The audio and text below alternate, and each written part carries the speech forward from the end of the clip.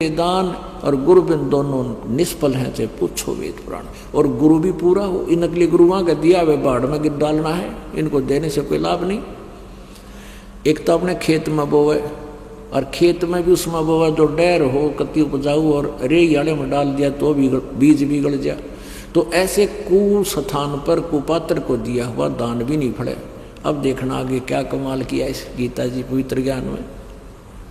यज्ञ के द्वारा 12वें में, यज्ञ के द्वारा बढ़ाए हुए देवता तुम लोगों को बिना मांगे इच्छित फल भोग निश्चय ही देते रहेंगे। वो अपने आप टहनिया का फल लागेंगे, सिंचाई कर दी, पूरी पेड़ बना दिया। उन देवताओं के द्वारा, यानी जो पुण्य तुम्हें मिला है, उस धन मिला है, उनको दिए हुए भोग को जो पुरुष इनको बिना दिए यानी दान नहीं करता, स्वयं ही भोगता है, वो तो सतेन है, चोर है। आगे देखो 13वें में, यज्ञ से बचे हुए अन्न को खाने वाले श्रेष्ठ पुरुष सब पापों से मुक्त हो जाते हैं, और जो पापी लोग अपना शरीर पोषण के लिए ही अन्न पकाते हैं वे तो पाप को ही खाते हैं। अब देखो क्या बताया है। अब जैसे यहाँ 5 यज्ञ होती हैं। एक यज्ञ है धर्म की, यहाँ आप जी के द्वारा दिया हुआ दान अपना 10वां अंश, कहते 10वां अंश गुरु को दीजिए, जीवन जन्म सफल कर लीजिए। वो आप जहाँ दान करते हो उससे फिर भंडारा होता है, ये शेड लगता है, मैट बिछाए जाते हैं, पंखे लगते हैं, ये सारा धर्म यज्ञ हो गया। बाहर से आदमी व्यक्ति पुण्यात्मा आते हैं, परमात्मा के लिए आते हैं वो सारे। और यहाँ दिया हुआ दान आपका तो 1000 गुना होगा, और जो परमात्मा के, क्योंकि यहाँ भगवान के लिए आते हैं, कोई पेट भर नहीं आता और अन्न खाने नहीं आते। या परमात्मा के लिए वो प्यारी आत्मा आती है जो परमात्मा की विशेष आत्माएं हैं, वो वर्णीय पुरुष हैं, ये वो श्रेष्ठ आत्मा है जो गीता जी में, जिनके वेदों में जिसके बारे में, तो वो आहार करेंगे यहाँ पर, तो उनका आहार कराया हुआ 1000 गुना होगा। पुण्यात्मा वैसे तो धर्म जैसे हम आया तिथि को भोजन देते हैं वो भी पुण्य होता है, वो भी पुण्य होता है, लेकिन ये पुण्य विशेष है जो भक्त आत्माओं को आहार कराया जाता है। तो एक यज्ञ है धर्म की,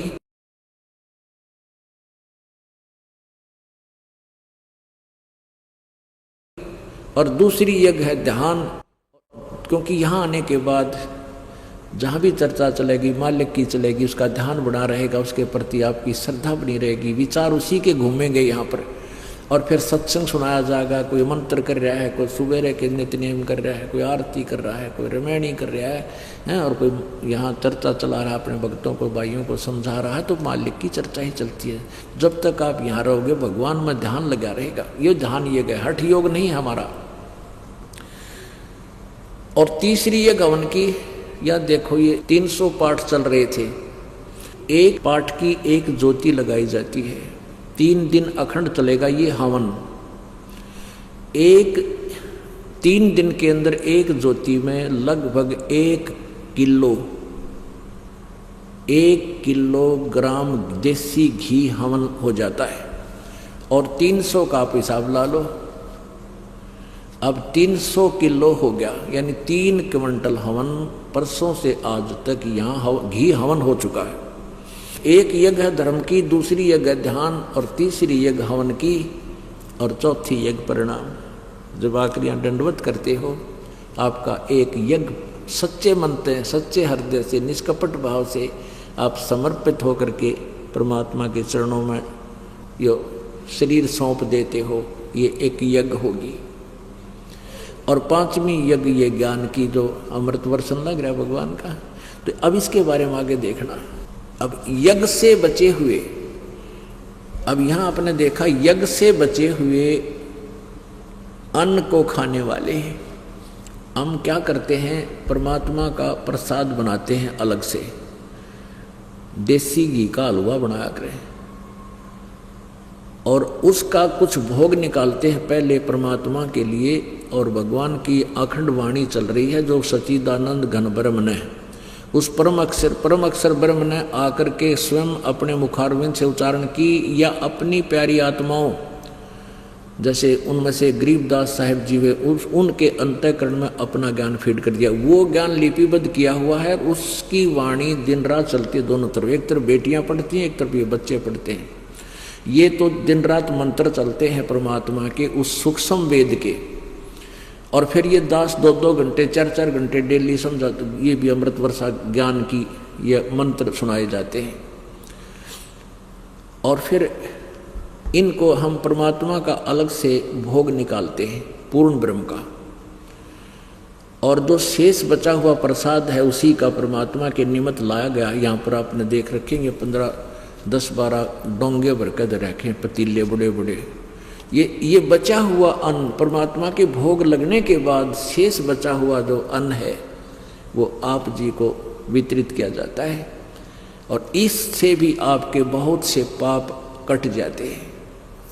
तो इसमें लिखा है कि शास्त्र अनुकूल साधना करने से करने वाले स्थान पर और उसमें से बचे हुए शेष अन्न को, यानी कुत्ता तेरे दरबार का, रामपाल दास का नाम, गले प्रेम की जेवड़ी, जो राखो जाता जा खेचो आ जाऊँ मैं, और तो करो तो बावड़ू, दूर दूर करो तो जाऊँ, जो राखो तो ही रहूं, जो देवो सो खाऊं। तो कुत्ते को क्या मिलता है?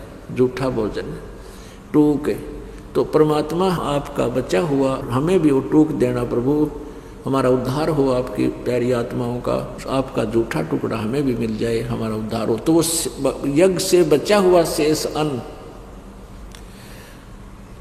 अब ये है जो शास्त्र अनुकूल साधना आपके सामने की जा रही है और इसको फिर आपको वितरित किया जाता है। उसके विषय में ये यहाँ कहा गया, यज्ञ से बचे हुए इस अन्न को, ये 3रे अध्याय का ये 13वां श्लोक है, 13वां श्लोक है। यज्ञ से बचे हुए अन्न को खाने वाले संत सोए दो सीधा चल है।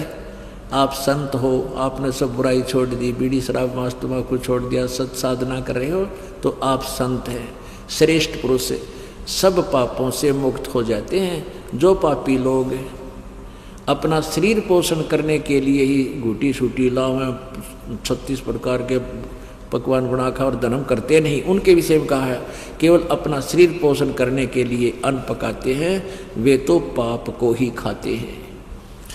अब एक निष्कर्ष जो निकलेगा अब 14 और 15 में तोड़ पाड़ रखा करती, एक एक पॉइंट गीता जी का इतना गूढ़ रहस्य से भरा हुआ है। और पुण्यात्मा कहते हैं, गुरु बिन काहुन पाया ज्ञाना, जो थोथा बुझ छड़े किसाना, गुरु बिन वेद पढ़े जो प्राणी, समझे न सार रहे अज्ञानी।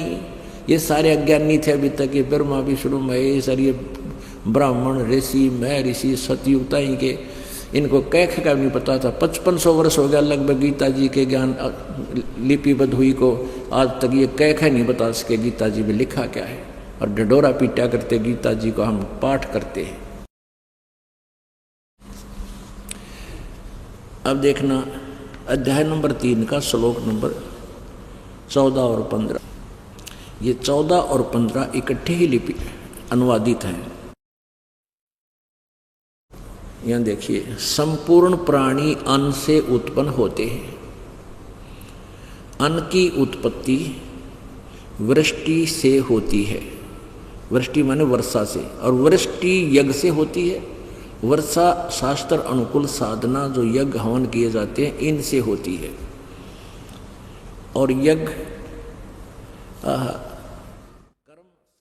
कर्म सम उद्भव, यज्ञ विहित कर्मों से उत्पन्न होने वाले हैं, यानी धार्मिक अनुष्ठान शास्त्र अनुकूल साधना से ही होते हैं। अब कर्म समुदाय को, यानी कर्म को तुम, अब यहाँ गलती कर रखी है, ब्रह्मो उद्भव, इन्होंने ब्रह्म का अर्थ लिख दिया वेद से उत्पन्न। जहाँ पर ये विचल जाते थे वहीं गोबर कर दिया। अब यहाँ ब्रह्म का अर्थ इन्होंने फिर वेद कर दिया। यहाँ पर नहीं, ब्रह्म तो भगवान है और वेद उसका संविधान है। तो परमात्मा का अर्थ कहीं हो तो उसको संविधान नहीं किया जा सकता। अब पुण्यात्माओं यहाँ देखो, वेद इसमें लिखा कि कर्म वेद से उत्पन्न हुए, वेद से नहीं, कर्म इस ब्रह्म से उत्पन्न हुए। अब हम यहाँ काल के लोक में आए तो यहाँ पर कर्म प्रधान है। इसका विधान है कि जैसे कर्म करेगा वैसा ही फल मिलेगा, और कर्म ही करके तू निर्वाह करके पेट भरेगा। यहाँ कर्म प्रधान है, और सतलोक में कर्म नहीं है, उस वहाँ पर निष्कर्म में मुक्ति है, निष्कर्म में वहाँ कोई काम नहीं है। तो यहाँ हम आए तो हमारे काल ने कर्म लाए, इस ब्रह्म ने कर्म लाए। इसका अर्थ ये है कि इस काल ब्रह्म से कर्म उत्पन्न हुए। इसने लेकिन लिख दिया वेद से कर्म उत्पन्न हुए, वेद से के कर्म उत्पन्न होते। अब कर्म तो हम यहाँ फंसे इस काल के जाल में, तो यहाँ हर चीज करके ही खाना पड़े, करके ही करने से ही होगा। तो यहाँ लिखा कि यज्ञ भी तुमने, ये यज्ञ रूपी कर्म भी करने पड़ेंगे, ये काल ने विधान बनाया। ये देखिए, इसको पहले पढ़ ले पूरा, फिर आगे सुन। संपूर्ण प्राणी अन्न से उत्पन्न होते हैं, बिल्कुल ठीक। और अन्न की उत्पत्ति वर्षा से होती है, और वर्षा यज्ञ से होती है, धार्मिक अनुष्ठानों से होती है। और यज्ञ शुभ कर्मों से, ये शास्त्रानुकूल साधनों से ही यज्ञ होती है, वही यज्ञ का मान्य होती है। और कर्म ब्रह्मोद्भवम, और कर्म को तू ब्रह्म से उत्पन्न हुए जान। उत्पन्न ब्रह्म से, यानी ब्रह्म से, काल से उत्पन्न हुए कर्म। और ब्रह्म कितना उत्पन्न हुआ? ब्रह्म को इन्होंने वेद लिख दिया, नहीं, यहाँ ब्रह्म को अक्षरम, अक्षर समुद्रम उद्भवम, यानी अविनाशी परमात्मा। ब्रह्म की उत्पत्ति अविनाशी परमात्मा से हुई जान। अब स्पष्ट हो गया। कर्म शुभ कर्मों, शास्त्रानुकूल साधना से धार्मिक अनुष्ठान सफल होते हैं, और कर्म लायक ब्रह्म ने, और ब्रह्म की उत्पत्ति अविनाशी परमात्मा से हुई। सृष्टि रचना से क्लियर होगा ये कहानी सारी, हुआ जान। और इससे सिद्ध होता है कि सर्वगतम ब्रह्म, वो परम अक्षर ब्रह्म, वो मूल रूपी परमात्मा, सर्वव्यापी परम अक्षर ब्रह्म सदा ही यज्ञों में प्रतिष्ठित है। यानी उसको ही इष्ट मानकर जो यज्ञ की जाती है वो ही यज्ञ सफल होती है। सर्वगतम ब्रह्माने वासुदेव, सर्व जिसकी सत्ता सबके ऊपर है, यानी पूर्ण परमात्मा, सबका मालिक, कुल मालिक, जो सर्वगतम सर्वव्यापी ब्रह्म माने परमात्मा, वो सब परम अक्षर ब्रह्म, ये परम अक्षर परमात्मा, परम अक्षर ब्रह्म ही सदा यज्ञों में प्रतिष्ठित है। यानी इष्ट रूप में उसी को मानकर पूजाएं साधना की जाती हैं। अब अभी तक हम इन अज्ञानियों के द्वारा दिए गए ज्ञान को कैसे पढ़ा करते थे, और थरा गजब भाई। इन्होंने अनुवाद किया गीता जी का, जहाँ इनका समझ में ना आई उड़े अड़ंगा कर दिया, अड़ंगा कर दिया नालायका ने। अब एक उदाहरण दिखाऊंगा आपको, ताकि आपको विश्वास दृढ़ होगा कि सचमुच ये तक कि तक गार्डन के थे ना फूकण के, न सारा काम बिगाड़ दिया। अपनात्मा, आपका मोक्ष कैसे होगा? ये ब्रह्मा विष्णु महेश का जो मंत्र आपको दिया जाता है, इससे हमारा ये कमल बने हुए, हमारे कमल बने हैं शरीर में। रीढ़ की हड्डी जो बैकबोन जिसे कहते हैं, इसके अंदर की साइड में ये बिल्कुल प्लेन सी है, और ऊपर इसका मांस है, बीच में बिल्कुल खाली स्थान है। जैसे आप देखते हो अंग अलग हैं, जैसे जीभ ऊपर अलग, जीभ का नीचे अलग से हिस्सा है, ऊपर उठा कर देखोगे नीचे अलग से है, जीभ चिपकी हुई हो तो नीचे अलग से है। ऐसे ही रीढ़ की हड्डी बैकबोन के अंदर की साइड में, जहाँ से मांस इसके ऊपर से चल रहा है, तो उसके बीच में आंतड़ी सी बनी हुई है, छोटी छोटी नो, वो परमात्मा की कृपा से वो फिर दृष्टिगोचर होती है। तो ये प्रथम मंत्र आपको दिया जाता है। मूल कमल में गणेश जी है, मूल कमल है जो रीढ़ की हड्डी नीचे जाकर के बिल्कुल गुदा के पास एंड होता है, उसके अंदर की साइड में ऊपर ने 2 उंगल ऊपर यहाँ गणेश कमल है, मूल कमल कहते हैं इसको। इसकी 4 पंखड़ियाँ, लाल रंग, और यहाँ का ये चैनल हमारे शरीर में ये चैनल बने हुए हैं, और इस चैनल में गणेश जी के लोक का कार्यक्रम, इसमें सब कुछ आपको दृष्टिगोचर होता है।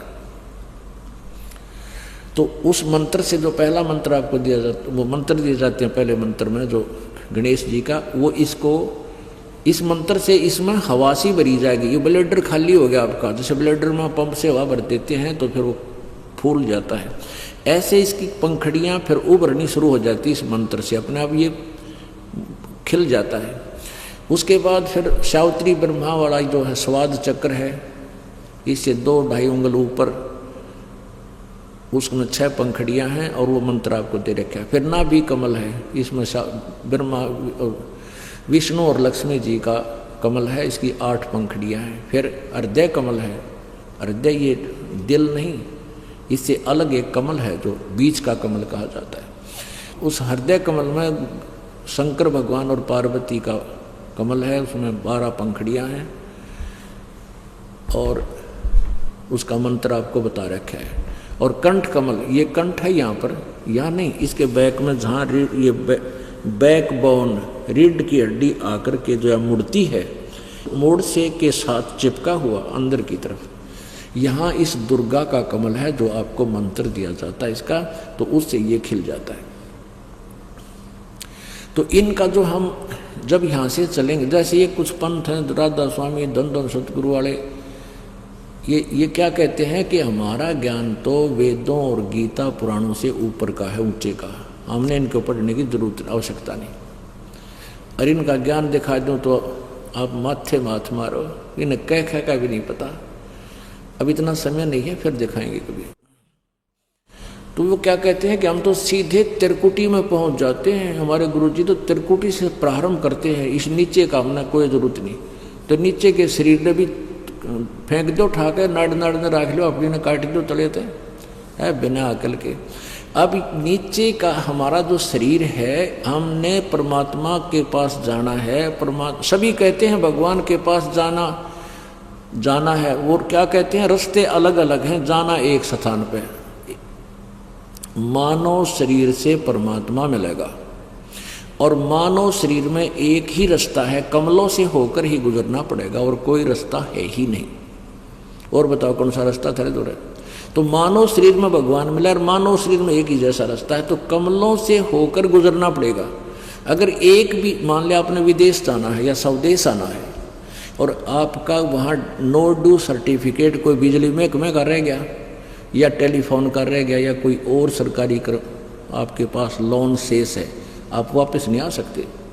तो हम यहाँ काल के लोक में रह रहे हैं, और यहाँ के ये प्रधान हैं, इनसे हमने लोन ले रखा है, हमारे ऊपर कर्जा हो गया इनका। जब तक हम इनका कर्जा देकर नो ड्यू सर्टिफिकेट नहीं ले लेंगे, हम आगे नहीं जा सकते। तो इस पहले मंत्र से आपको यहाँ संसारिक आपके घर में सुख सुविधाएं आपको प्राप्त होंगी। और ब्रह्मा विष्णु महेश के जो बैंक से हम लोन ले रहे थे, इनका लोन साथ में भरा जाएगा। और जब हम यहाँ से चलेंगे, तो जब हम यहाँ से चलेंगे कमलों के माँ से अंदर से जाएंगे, सबका नो ड्यू सर्टिफिकेट लेते हुए, तो ये सर्टिफिकेट बना के तैयार रखेंगे आपका, कहाँ आपका बरी जाओ। तो फिर हम त्रिकुटी में पहुँचेंगे। त्रिकुटी इंटरनेशनल एयरपोर्ट समझो, यानी दूसरे देशों में जाने वाला हवाई अड्डा। अब त्रिकुटी उनके अनुसार तन्नु सोचे, तो तब हम त्रिकुटी पर जाएंगे। पूरे हमारा टारगेट हो गए कौन से देश में जाना है, किसका पासपोर्ट बनवा रखा है, वहीं फिर त्रिकुटी में जाकर कोई फैसला नहीं। वहाँ जाते ही जहाँ की तुम तैयारी करके आए हो, टिकट जहाँ का ले रखा है, उसी जहाज में बैठा दिए जाओगे, चलो। तो पुण्यात्मा ये कहते हैं कि अब त्रिकुटी पर जाने से पहले तो पूरा खड़ा है हमारे जान में। बालका खेल नहीं त्रिकुटी पहुंच गए। त्रिकुटी कोई बरवाड़े का बस स्टैंड नहीं है, पैदल चला जाए चाहे साइकिल पर चढ़ के पहुंच गया ना, उसमें बहुत हंगा लगेगा त्रिकुटी पर पहुंचते आना। बड़का खेल बना रखे, मूर्ख बना रखे है। तो त्रिकुटी पर जब हम पहुंचेंगे ना, वहाँ 2 नाम, इस सतनाम है 2 मंत्र का, उसमें एक तो ओम मंत्र है, एक गुप्त है। गीता जी अध्याय नंबर 15 के श्लोक नंबर 17 में वो संकेत दिया है, ओम तत्सत इति निर्देश ब्रह्मण त्रिविध समर्थ है।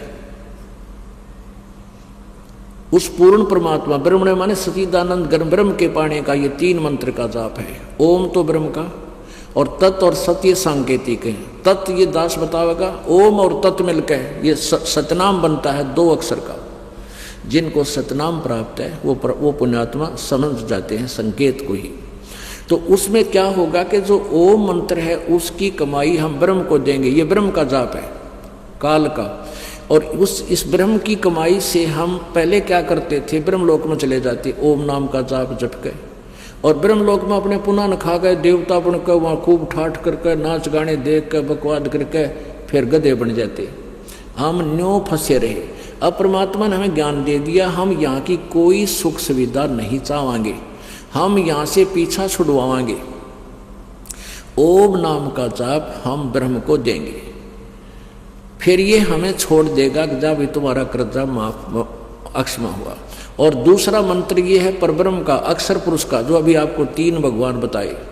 ओम तत्सत, इन तीनों परमात्माओं के मंत्र हैं। ओम सरपुरुष का ब्रह्म का, और तत् ये सांकेती का, ये अक्षर पुरुष का, और सत भी सांकेती के दास बताओगा वो परम अक्षर ब्रह्म का। तो जो दूसरा मंत्र है सतनाम का, उस मंत्र की कमाई हम अक्षर पुरुष को छोड़ देंगे, वो हमें अपने 21वें ब्रह्मांडों में से जाने का रास्ता दे देगा। और तीसरा मंत्र में सतलोक में स्थायी स्थान देगा। अब गीता ज्ञानदाता कहता अर्जुन, गीता जी अध्याय नंबर 18 के श्लोक नंबर 62 में कहा कि अर्जुन तू सर्वभाव से उस परमात्मा की शरण में जा, और उसकी कृपा से तू सतलोक जा सकेगा। तुझे वहां जाने के बाद फिर पूरी शांति होगी। नहीं तो यहाँ मेरी शरण में रहना है तो मेरा ओम नाम का जाप यो जाप कर ले, और युद्ध भी करना ही पड़ेगा। मेरी शरण में रहना था, यहाँ तो शांति नाम की चीज नहीं, और शांति परम शांति चाहिए तो सतलोक में जाने का मार्ग तत्वदर्शी संतों से पूछ ले, और उसकी शरण में जा फिर कंप्लीटली, फिर किसी की आशा मत रखना। अब गीता जी अध्याय नंबर 18 के श्लोक नंबर 66 में कहा है कि उस परम अक्षर ब्रह्म की शरण में जाने से पहले तो मेरे सत्र की सारी साधना मुझे छोड़ दे। ये जो यज्ञ हवन हम कर रहे हैं, और ओम नाम का जाप जो आपको सतनाम के 2 मंत्र के सतनाम में दिया जाता, वो हम सारा कुछ इस काल को दे देंगे, ब्रह्म को छोड़ देंगे। फिर ये हमें यहाँ से जाने के लिए छोड़ देगा, बरी कर देगा। यानी हम पहले क्या करते थे, पुण्य तो स्वर्ग में खाते थे, और पाप के लिए गधे कुत्ते सूअर योनिया नरका में धक्के खाते रहते थे। तो अब परमात्मा हमारे पाप कर्मों को तो कैंसिल कर देगा। जब ही सतनाम हृदय धर्यो भयो पाप को नासे, जैसे चिंगारी अग्नि की वही पड़े पुराने घासे।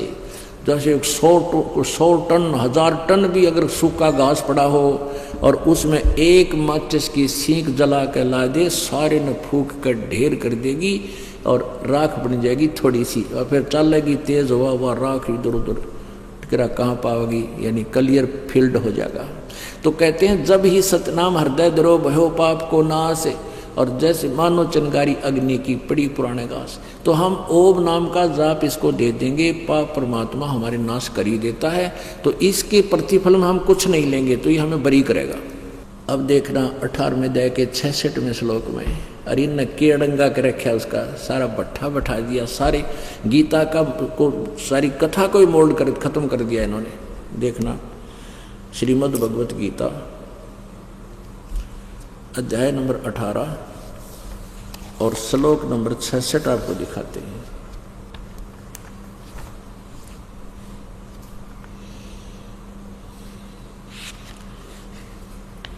अब देखो कितना प्यारा वर्णन किया। 18वें अध्याय के 46वें श्लोक में बहुत प्यारी व्याख्या की है कि जिस परमेश्वर से सब प्राणियों की उत्पत्ति हुई है और जिससे यह समस्त जगत व्यापक है, उस परमेश्वर की अपने स्वाभाविक कर्मों द्वारा पूजा करके मनुष्य परम सिद्धि को प्राप्त हो जाता है। यानी गीता ज्ञानदाता से कोई और है। स्वाभाविक कर्म का यह अर्थ है जो जैसे कर्म है, जिसका जैसे 4 वर्ण बना रखे, क्षत्रिय शूद्र ब्राह्मण, यानी अपने ब्राह्मण का अर्थ केवल शिक्षा देना था, पढ़ाना था। इन फिर बाद में ये ठेकेदार बन गए, केवल हम ही पढ़ाएंगे। आगे देखना 18वें अध्याय के 62वें श्लोक में फिर क्या कहा है।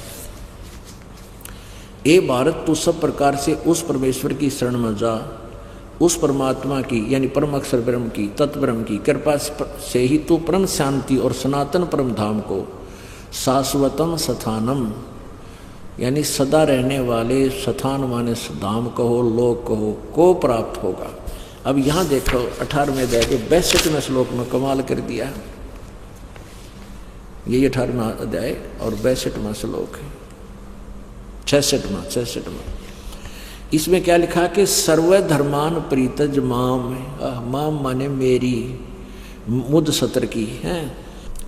सर्वधर्मान यानी सभी धार्मिक पूजाओं को, प्रीतज माम मुझ में छोड़ दे, मेरे सतर की सभी जो मेरे स्तर लेवल की ओम नाम की कमाई और यज्ञ धर्म आदि जो किए हैं वो मुझ में परित्यज माने त्याग कर। एकम शरणम व्रज, एकम माने जिसके बराबर दूसरा ना हो, अद्वितीय उसकी शरण में व्रज माने जा। अहम तवा सर्व पापे भ्या मोक्षामी, मैं तुझे सभी जो मैं तुझे दंड देता हूँ वो सभी मोक्ष कर दूंगा, मैं कोई तुझे दंड नहीं दूंगा। माँ सुच तू चिंता ना करे। इन्होंने क्या अड़ंगा कराया है, संपूर्ण धर्मों को अर्थात संपूर्ण कर्तव्य कर्मों को मुझ में त्याग कर तू केवल एक, देख किसी बकवाद के रखी, मुझ सर्वशक्तिमान सर्वधार परमेश्वर की शरण में आ जा। वर्ज माने आ जा, उसकी शरण में तो गड्ढा नहीं था, वो खड़ा ही था, बताओ कि जा रहा था। पहले गुरु था वही उनका, श्री कृष्ण जी को गुरु मान ही रहे थे हैं। और इसमें नो के मेरी शरण में आ जा, इसका वर्ज माने जाना होता है कि उसकी शरण में जा तू। मुझ सर्वशक्तिमान सर्वधार परमेश्वर की शरण में वर्ज माने आ जा, मैं तुझे संपूर्ण पापों से मुक्त कर दूंगा, तू सोच मत। अब यही अड़ंगा इन सब न कर रखे। इसका अर्थ तो ये था कि भाई तू मेरे सतर की सब पूजाएं न मुझे छोड़ दे और फिर उस परमेश्वर की उसकी लोक में तू बेशक जा, मैं तुझे कोई बाधा नहीं करूंगा, तू चिंता ना करे। उसके लिए फिर ऑप्शन बता दिया कि उन तत्वदर्शी संतों को खोज दो, 3 मंत्र के नाम का जाप बताते हो, इस ओम तत्सत को तो दे सकता है, दान कर सकता है, उनकी खोज कर। गीता ज्ञानदाता कहता मेरे पास वो मार्ग नहीं है, मेरी शरण में रहना, मेरी भक्ति कर। उसकी शरण में जाना है तो तत्वदर्शी संत की खोज कर, उसकी भक्ति करने से उसके पास चला जाएगा। अब थोड़ा सा एक दिखाऊंगा ट्रेलर आपको इन अज्ञानियों के अज्ञान का, जो हमने मूर्ख बना रहे थे विद्वान महर्षि पाक के। आपको इन अज्ञानियों द्वारा अनुवाद की हुई गीता का अड़ंगा किया हुआ दिखाते हैं 18वें अध्याय के 66वें श्लोक का। वर्ज माने जाना होता है, वर्ज माने जाना। पहले ये क्लियर करते हैं, आपको शब्द कोश दिखाते हैं। शब्द कोश पुण्यात्मा दास ये चाहता है कि पुण्यात्मा जो समझदार होते हैं वो संकेत ही समझ जाते हैं, और दास ये चाहता है कि आपने कोई पुस्तक खरीदनी ना पड़े, विश्वास हो जाएगा तय। तो इन सीडीज के माध्यम से आपका सारा कंसेप्ट क्लियर हो, क्योंकि आज विज्ञान युग है, परमात्मा ने ही ये उपकरण दिए हैं जीवता ही, ताकि ये मुझे समझ सके ना, इनका कति यूज नहीं। ये तो परमाणु बम बना कर बैठ के नाश करने का तरीका, ये कोई इस विज्ञान का ये अर्थ था। विज्ञान का यही अर्थ है कि भगवान को समझे। विज्ञान विशेष ज्ञान, ये तत्व ज्ञान, ये असली विज्ञान थे। ये है हिंदी शब्दकोश, संस्कृत हिंदी शब्दकोश, संस्कृत हिंदी कोश। इसमें देखना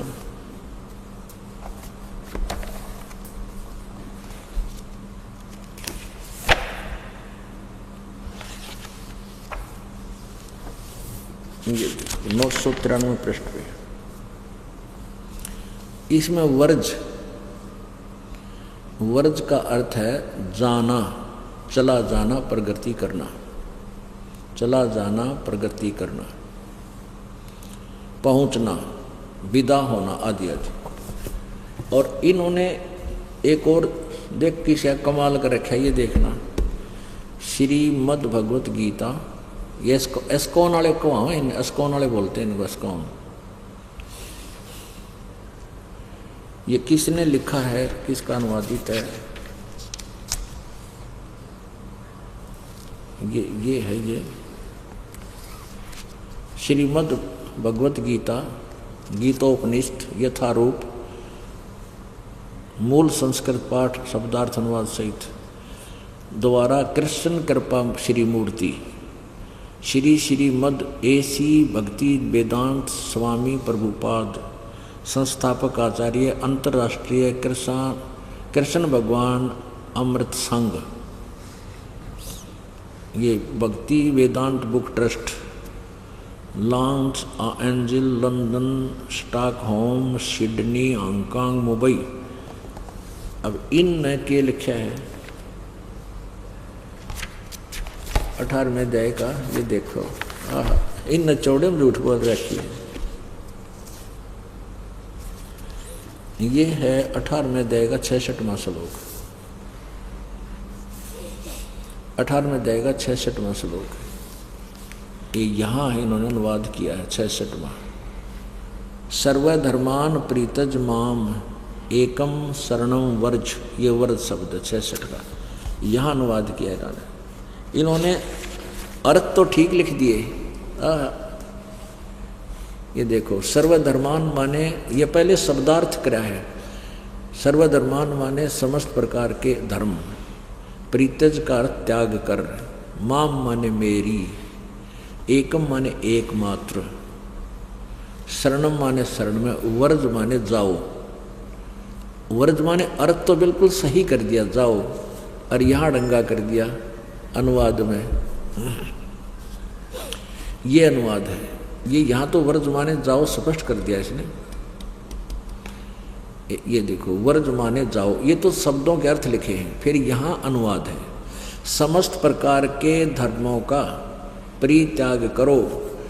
और गीता बोली जब कोई धर्म था, कोई ना एक का धर्म था अपना, जो वैदिक धर्म था और धर्म नहीं था। परित्याग करो और मेरी शरण में आओ, अड़ करके गोबर। यहाँ तो ठीक लिख रखा है जाओ, वर्ज माने जाओ, यहाँ कहता मेरी शरण में आओ। कितनी चतुरता से झूठ बोल रखी इन्होंने चौड़े में। अब और दिखाते हैं आपको, ये देखना श्री आसाराम जी नडंगा करवा रखा, ये देख। और सब यही एक के कुएं का पानी पी रहे हैं। ये है श्री संत आसाराम जी आश्रम अहमदाबाद। अब ये काली माने सारे ने कह रामपाल तो हमारी आलोचना करे। आलोचना क्यों करो, तुमने लिख रखा पढ़ के सुनाओ मत है।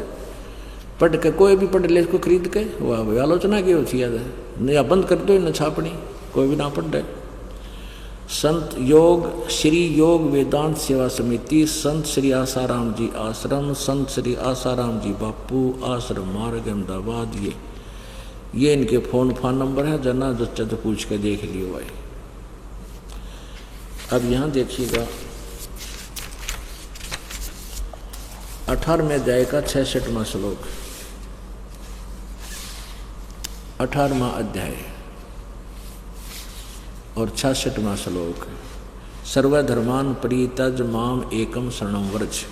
संपूर्ण धर्मों को अर्थात संपूर्ण कर्तव्य कर्मों को मुझ में त्याग कर तू केवल एक सर्वशक्तिमान सर्वाधार परमेश्वर की, मुझ सर्वशक्तिमान, एक मुझ सर्वशक्तिमान सर्वाधार परमेश्वर की शरण में आ जा। ठीक है, जय हो आसाराम की। ये आगे देखो, ये सुधांशु जी देख लो, ये कितनी दुनिया में मूर्ख बना रहे हैं। ये देखो सुधांशु जी, गीता जी के अनुवाद की इन्होंने ये 3 पुस्तक बना रखी हैं। ये इसी मोटी मोटी 3, ये 2 रखी मेरे पास, इनमें कोरा डंगा पर रखा है, कोई ज्ञान नाम की चीज नहीं इसमें। अब आगे देखो, ये श्री सुधांशु जी का है, कहाँ से छपी है ये देखो। यहाँ श्रीमद् भगवत गीता, आचार्य सुधांशु जी महाराज, मुद्रक, ये प्रकाशक हैं विश्व जागृति प्रकाशन, विश्व प्रकाशक है विश्व जागृति प्रकाशन, ओंकारेश्वर महादेव मंदिर, जी ब्लॉक मानसरोवर गार्डन, नई दिल्ली। ये इनके दूरभाष और फैक्स, फोन और फैक्स नंबर है। कहाँ से मुद्रित है? इंटर इंडिया पब्लिकेशंस, D17, राजा गार्डन, नई दिल्ली। दूरभाष ये है। अब देखो 18वां अध्याय,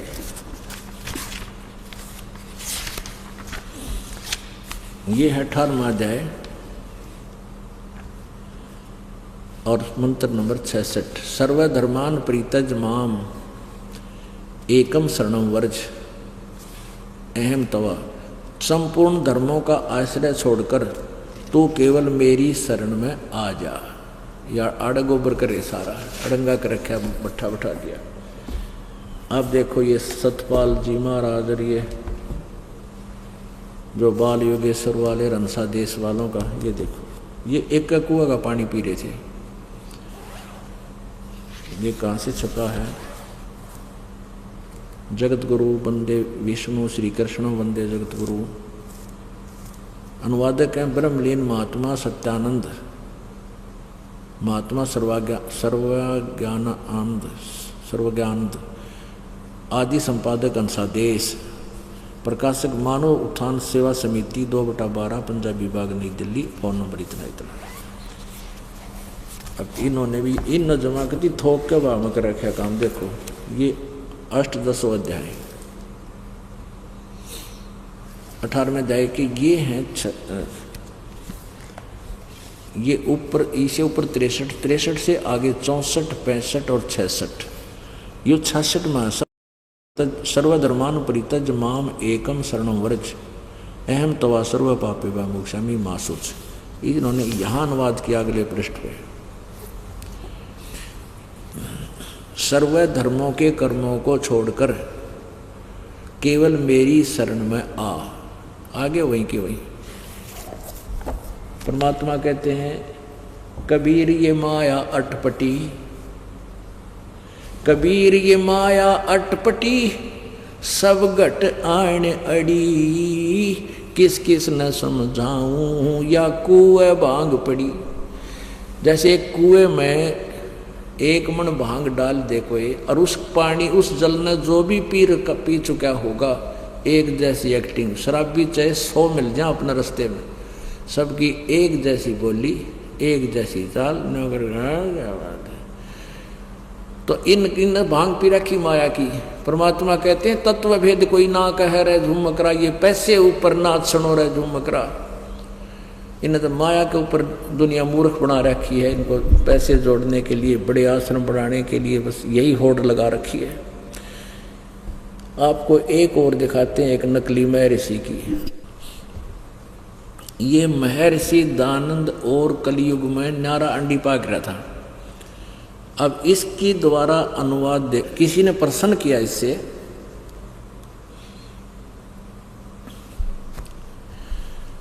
कि एक ब्राह्मण ने पूछा कि महाराज जी, मैंने बहुत से गीता के टीका देखा 18वें अध्याय के 66वें श्लोक का, लेकिन वर्ज माने होता है जाना और सब न कर रखा आना। यह कंसेप्ट क्लियर कर रहे। तो दयानंद जी ने कैसा कंसेप्ट क्लियर किया, अरे वाह कमाल कर दिया। देखिए ये है महर्षि दानंद सरस्वती का जीवन चरित्र।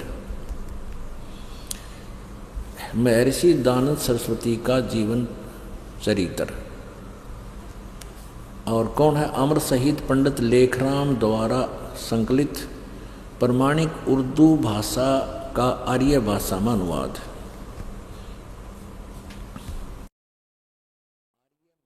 अनुवादक आर्य महाउपदेशक श्री कविराज रघुनंदन निर्मल सिंह निर्मल। संपादक है पंडित हरिश्चंद्र विदालंकार। प्रकाशक हैं आर्य समाज नया बांस दिल्ली 6 स्वर्ण जयंती के उपलक्ष्य में। इसके 2 से 8 पृष्ठ पर आपको ले चलते हैं।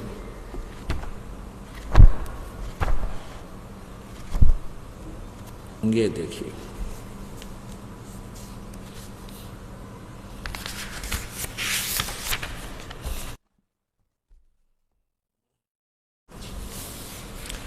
ये 208 पृष्ठ है।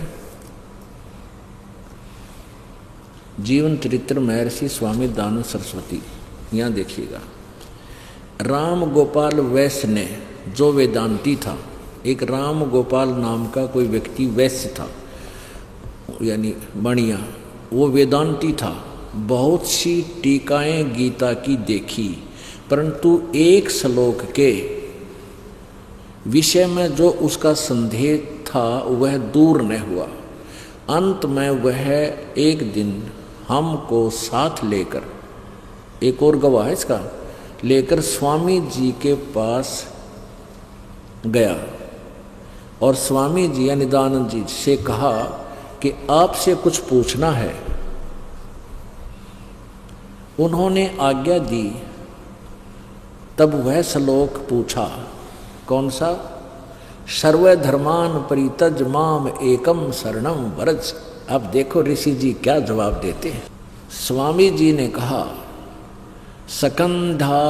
सकंदावदिषु परम रूपम वाचम। इस वार्तिक से वकार के अकार के आगे परे जो अकार रहा उसको तद्रूप हो गया, अर्थात वह शब्द का धर्म ही रहा परंतु वास्तव में अधर्म है, अर्थ अधर्म हो गया। इससे वह बहुत प्रसन्न। अच्छा, यो समाधान कर दिया इस नडंगा जो गई से बड़ा प्रसन्न हुआ, प्रश्न करता उसका समाधान हो गया। क्या कर दिया? यू टट्टू कर दिया। ये देख है तरह के है। स्वामी जी ने कहा, सकंदवादीषु परम रूपम वाचम। इस वार्तिक से वकार के अकार के आगे परे जो अकार रहा उसको तद्रूप हो गया, अर्थात वह धर्म, वह शब्द धर्म ही रहा परंतु वास्तव में धर्म हो गया, अर्थ धर्म हो गया। ये उत्तर दे दिया टट्टू इसने। कहते हैं जिससे वह प्रसन्न करता बहुत प्रसन्न हुआ और उसने फिर पूछा कि कोई प्रमाण है। स्वामी जी ने ऋग्वेद के 2-3 श्रुतियों को प्रमाण दे दिया। पूछा गीता में, दे ऋग्वेद में। वही बात होगी कि एक किसान का पुत्र था और वो 6ठी कक्षा में पढ़ा करता। पहले 6ठी कक्षा में लगा करती है अंग्रेजी, इंग्लिश 6ठी 7वीं में पढ़ा था। एक दिन रविवार के दिन अपने पिता के साथ बैलगाड़ी में बैठा खेतों में जा रहा था। आगे से अंग्रेज आगे, अंग्रेजों का शासन था। एक अंग्रेज आ गया अपनी मोटर कार गाड़ी में। उसको अपने मार्ग पे कुछ संशय था। उसने सोचा रास्ता पूछ लो इन गाड़ी वालों से। कार खड़ी करी बराबर में, हाथ दिया, गाड़ी रोक दी किसान ने। वो अंग्रेजी में पूछने बोला कि मैंने इस गांव में जाना है, क्या मेरा रास्ता ठीक है? अब किसान बोला, बेटा यू अंग्रेजी बोल कर बड़ी आंडी पाक रहा है, तो भी सुना दे, आप भी बोलते हो ना अंग्रेजी। तो उसने अंग्रेजी बोलनी शुरू कर दी। सिक लीव सुना दी, छुट्टी के लिए प्रार्थना पत्र अंग्रेजी में सुना दिया। To the headmaster, I beg to say that I am ill today, I can not come to school, please grant me 1 day leave, such and such, आपका ये योर फेथफुली। अब उस अंग्रेज ने सोचा है बुद्धू मैं पूछ रहा हूँ रास्ता बता, सुना हुआ सिक लीव, माथे माथ मार कर चल पड़ा गाड़ी लेके। अब किसान अपने बेटे की कमर थपथपाई की, वाह बेटा आज तूने मेरा सिर ऊंचा कर दिया, तूने अंग्रेजी में अंग्रेज हरा दिया और भगा दिया। तो लड़का बोला, पिताजी माई बेस्ट फ्रेंड और याद था, जब सुन ले होता गाड़ी छोड़ के भाग जाते हो। यानी माई बेस्ट फ्रेंड का एक ऐसे इतना लंबा चौड़ा था, उसने सुना दूँ वो सुन लेता तो गाड़ी छोड़कर भाग जाता है। अब स्वामी जी से पूछा तो था भाई, ये गीता जी अध्याय नंबर 18 का श्लोक नंबर 66 में वर्ज माने जाना होता है। ये सब आना के यूनो का आकार का, मकार का, डकार का, फकार का जो कहो। और पूछने वाला बड़ा संतुष्ट हुआ, बड़ा खुश हुआ। तो भाई के पूछनिया बताओ रे ना के ये बताने जोगे थे, न सारे ने बैठा दिया। मोती मुक्ता दर्शत नाही, ये जग है सब अंदरे, दिखत के तो नैन चश्म, इनका फेरा मोतिया बंदरे। जिसकी आंखों में मोतिया बंद हो जाता है उसकी आंखें बड़ी स्वस्थ दिखाई देती हैं, तो उसको दिखता कते नहीं, नपट अंधा होता है। ऐसे ये विद्वान महर्षि मंडलेश्वर गुरु तत्व गुरु पता नहीं जगत गुरु पाक रहे थे, ब्राह्मण संस्कृत बोला करते थे। इनको अध्यात्म ज्ञान का मोतियाबिंद था। इनको कै खे का भी नहीं पता था। ये दिखे विद्वान थे, कति अविद्वान थे। तो पुण्यात्माओं, आपका सौभाग्य, आपको यो मार्ग मिला, परमात्मा मिला। अब समझा है तो सिर दर पाओ और बहुर नहीं रे ऐसा दाओ। बोलो सतगुरुदेव।